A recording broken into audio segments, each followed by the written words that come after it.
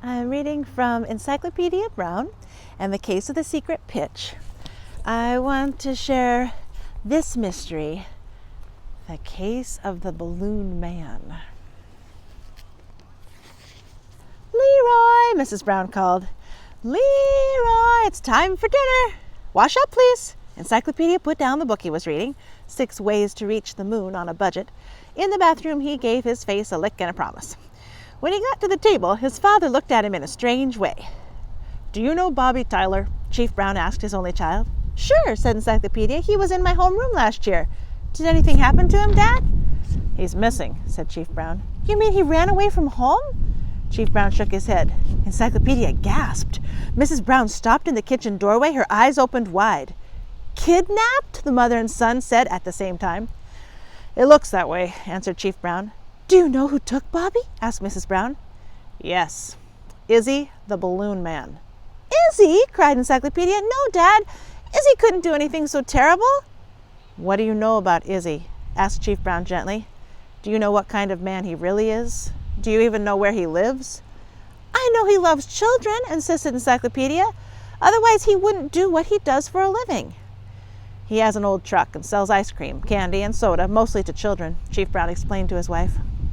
"Why is he called the Balloon Man?" she asked. "Well, if you buy more than 70 cents worth of candy or anything, he gives you a green and pink balloon, free," answered Encyclopedia.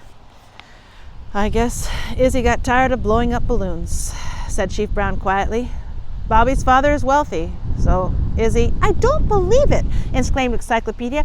"You ought to see Izzy stick the end of a balloon in his mouth and huff and puff like a steam engine till it's blown up. He always makes funny faces so the kids will laugh."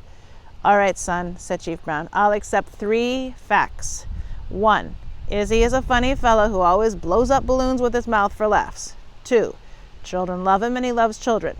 And 3, Sam Potts saw him kidnap little Bobby Tyler this afternoon." "There was an eyewitness?" said Encyclopedia. "Mr. Potts came down to headquarters when he heard little Bobby was missing. He gave me a complete statement," said Chief Brown. "I made some notes to bring home to you. Want to hear them?"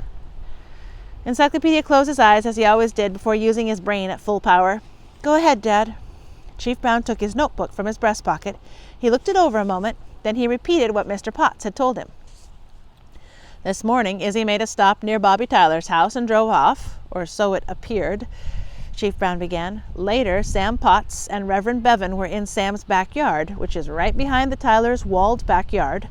Sam saw a green and pink balloon, the kind Izzy gives away, rise into his oak tree," continued Chief Brown.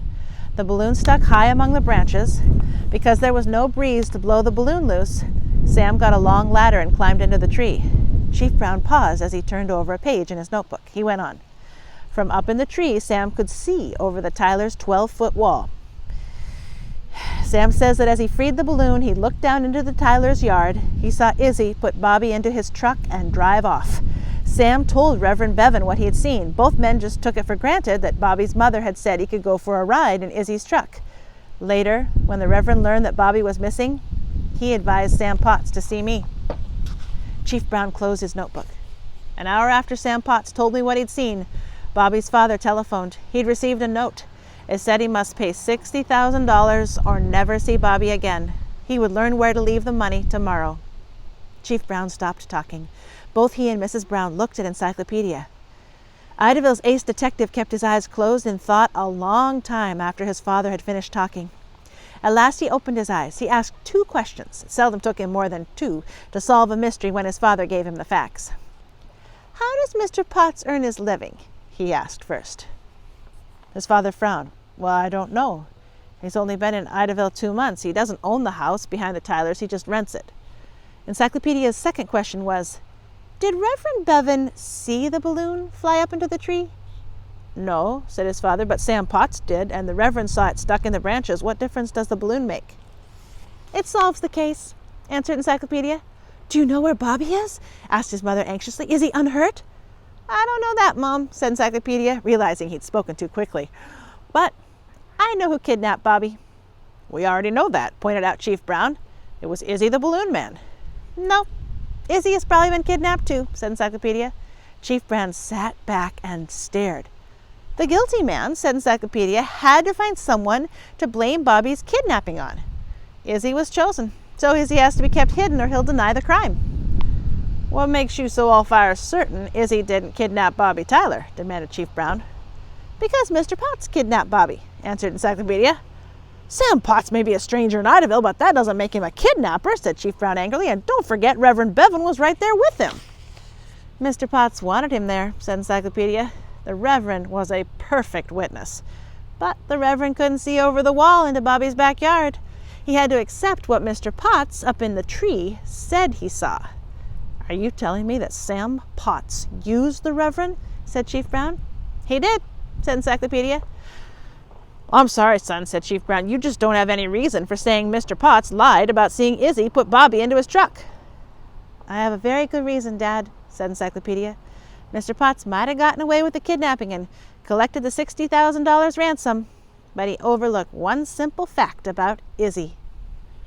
What had Mr. Potts overlooked? There's a picture here of the tree and the balloon, and you can see the Reverend is down there at the base of the tree. There's a big ladder. What do you think? There's something in this mystery that doesn't seem quite right. Let's check in the solution to the case of the Balloon Man.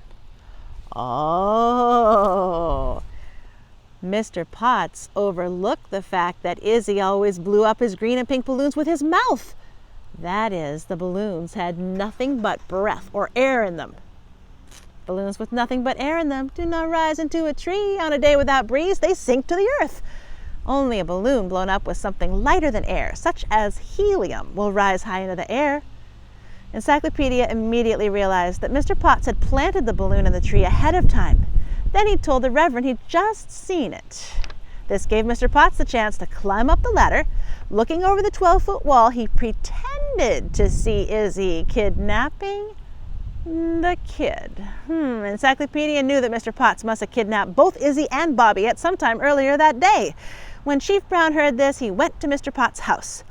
He found Bobby and Izzy tied up. Izzy's truck was hidden in Mr. Potts' garage. Caught, Mr. Potts confessed. He had rented the house behind the Tylers in order to kidnap Bobby and hold him for ransom money. Case closed.